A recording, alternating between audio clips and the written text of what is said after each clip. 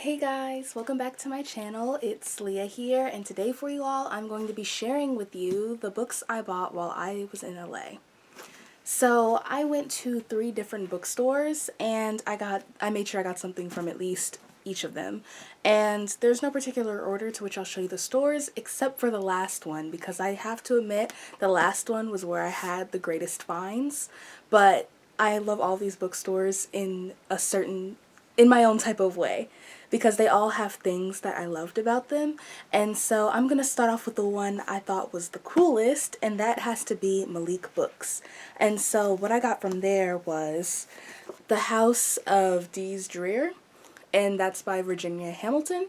And this book is really interesting to me because honestly, I've never heard of it before, but I read a book by this author back in middle school for class, and this one just seems really interesting because it's a ghost story, and in case you don't know, I really love horror movies and the horror genre, so I'm excited to see what this is about, or what happens in it in particularly.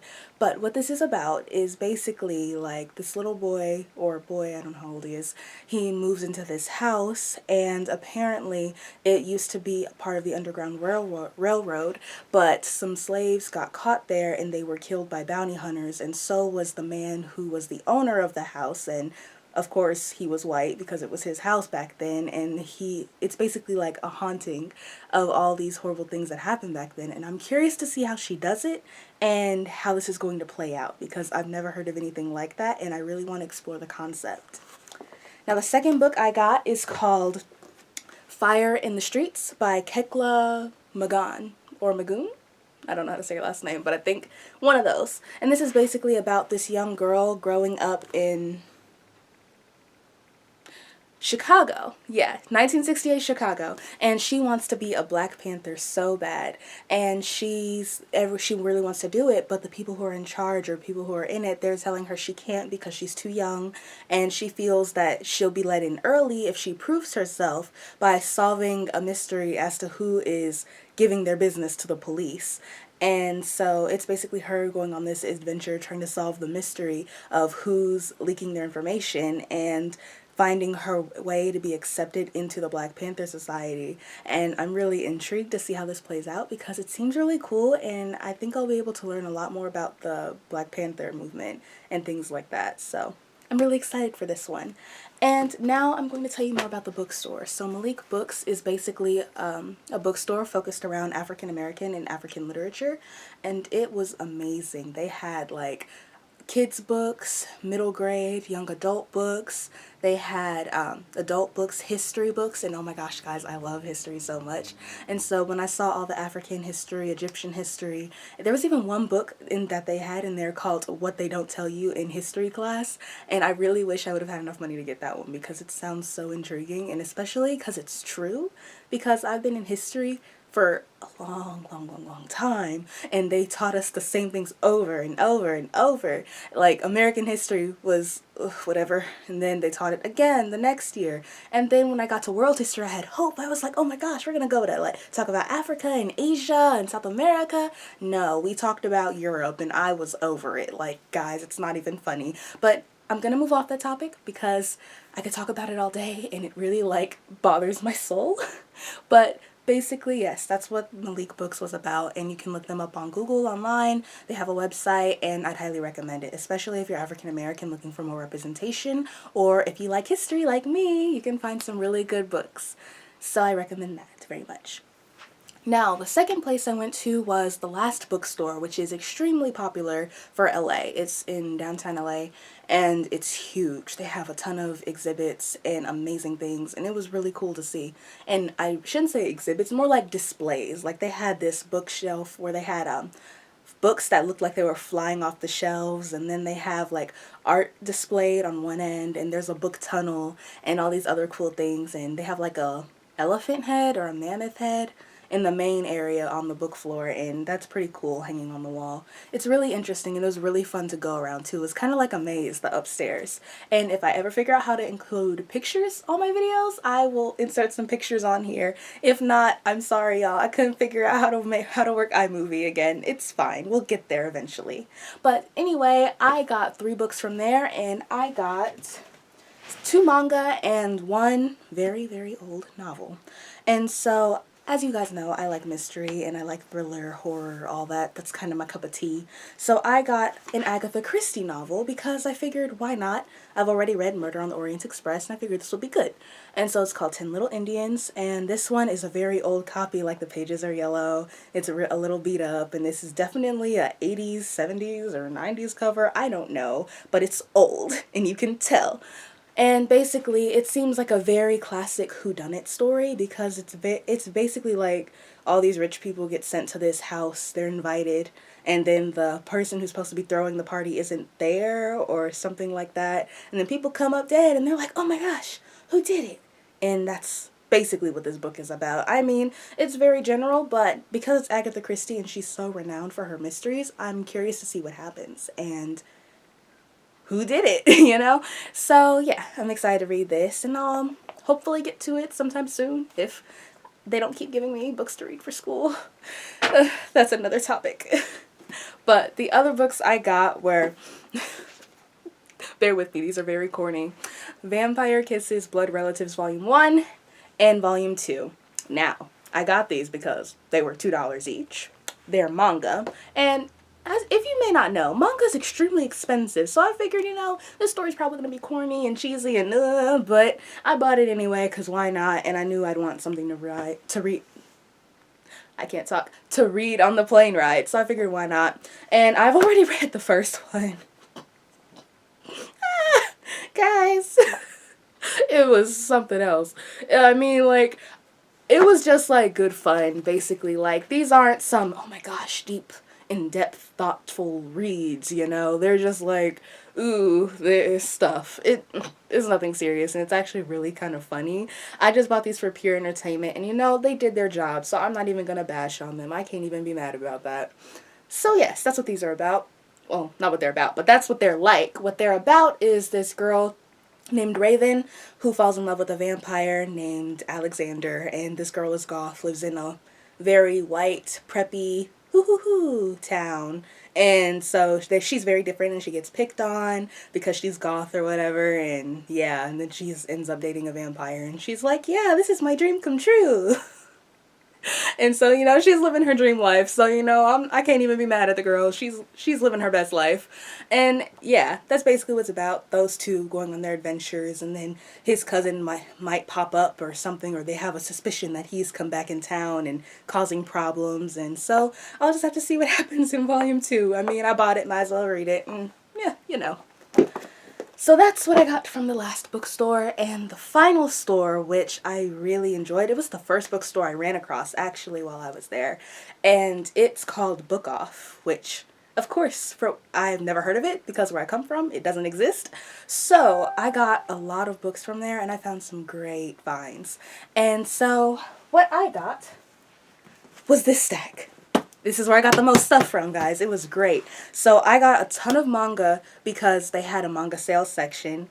And I got Bleach. Oh my gosh. Guys, okay. Let's say you're new. Let's say you don't know me in real life. Bleach is my stuff. My all-time favorite anime, series, period. Bleach is my life. It's great. I have a ton of stuff for it. It's just my heart, my soul, I love it. It's great. And so I didn't read the manga series beginning to end. Like, I'm reading the last arc in manga form because I'm just basically, I picked up where the anime ended, and that's where I read from, and it's fine. I mean, I'm cool with just watching it and then picking up where it left off because nothing was different. Like, the anime followed the manga to a T, so I don't have a problem with that. And so I'm just getting the manga books that have all my favorite characters on them because it's basically fan art and then story. And if I'm feeling nostalgic, I can just flip through it and take it with me, and yeah. But first one I got was volume 7 with Byakuya because gotta love Byakuya. Then there's volume 8 with Zangetsu. Yeah, Ichigo Zanpakuto. I mean, if any of you guys are Bleach fans, we can talk about it. Hit me up in the comments below because stuff. Lots of stuff. Always stuff. And then, of course, I had to get one with my boy Ichigo on the cover. So, yeah, this is volume 19.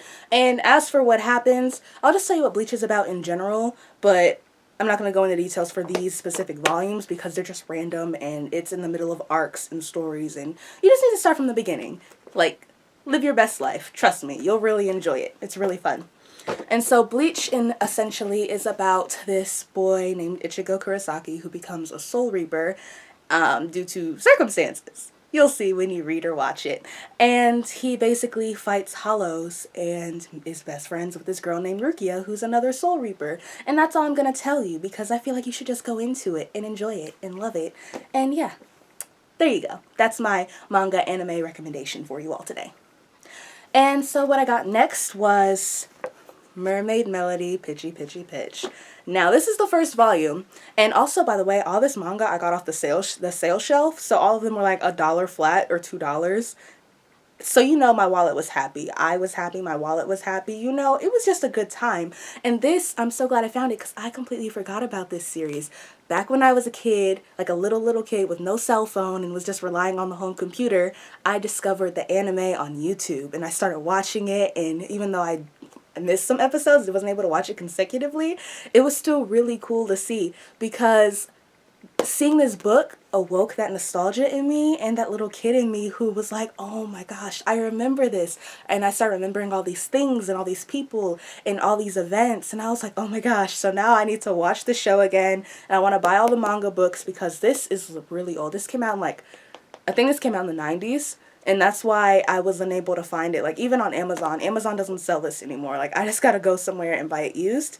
But it's fine. I don't mind. I'll drop the money for it because I love mermaids. I'm obsessed with them. And this is, like, childhood. This series, this story was the first anime I've ever experienced, which honestly is probably what got me into, like, anime and manga culture, Japanese culture, and all that other stuff.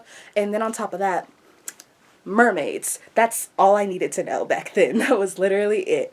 And so basically this story is a mermaid princess, and she's not the mermaid princess, or not any mermaid princess in particular. She's the pink mermaid princess, and in this world there are mermaid princesses based off of the colors. So you've got blue, dark blue, green, yellow, aqua, all this other stuff, and there's a lot of them basically, but she's the pink one. And because of drama going on at her undersea home, she goes to the surface to live for a while until some things blow over, and then she meets this guy and she starts to fall in love with him, but he's human, and you know, stuff happens. And of course we meet other mermaid princesses and we see how their relationship develops, or if there even is a relationship. But yeah, that's what this is about, and I can't wait to feel the child inside me just wake up and smile and have a good time with this again. So there's that. And the final novel I got from Book Off was Assassin's Creed. Ooh, that's too bright. There you go. Assassin's Creed Renaissance by Oliver Bowden. And this book is, well, I mean, if any of you guys play video games, it's Assassin's Creed. If you've never heard of Assassin's Creed, Jesus, take the wheel. I need you to get out from underneath your rock, please. But anyway, it's Assassin's Creed. It's the first.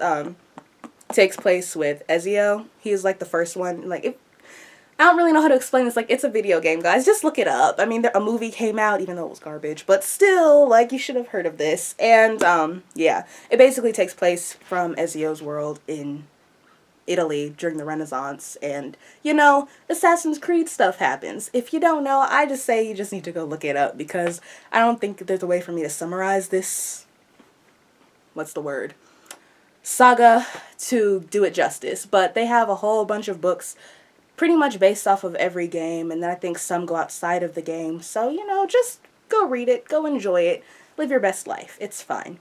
But yeah, I got this because I've always loved the Assassin's Creed games, even though I haven't finished playing all of them, but that's not the point. Point is, I can probably consume this faster than I can consume some of the games, so I'm going to get to this series very soon, hopefully.